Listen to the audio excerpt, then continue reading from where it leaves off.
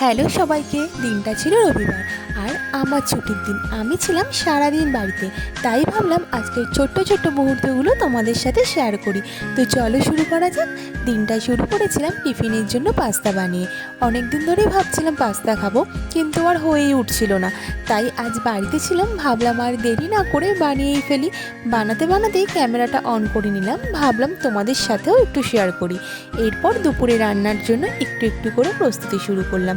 অনেক কাজ ছিল, তাই সব মুহূর্ত ক্যামেরায় তুলে রাখতে পারিনি। চিকেনটা আগে থেকেই ভালো করে ম্যারিনেট করে রেখে দিলাম। আমার তো মনে হয় আগে থেকে মশলা মেখে রাখলে রান্নার স্বাদটাই অন্যরকম হয়ে যায়। তারপর রান্নার ফাঁকে একটু ঘরের কাজ করে নিলাম। বিছানার চাদর বদলালাম, ঘর ঝাড়ু দেওয়া, ঘর মোছা, সব মিলিয়ে বেশ কিছু কাজ ছিল। এর মাঝে একবার ছাদে গিয়ে শুকনো জামা কাপড়গুলোও নিয়ে এলাম। সব কিছু গুছিয়ে পরিষ্কার করে ফেলতে আমার বেশ ভালোই লাগছিল।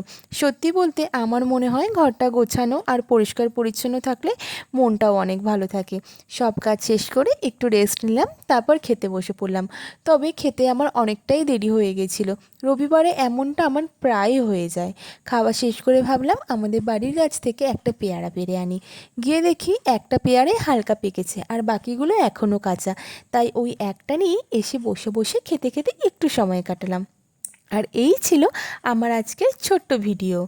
আবার দেখা হবে তোমাদের সাথে নতুন একটা ভিডিওতে। সবাই ভালো থেকো, টাটা।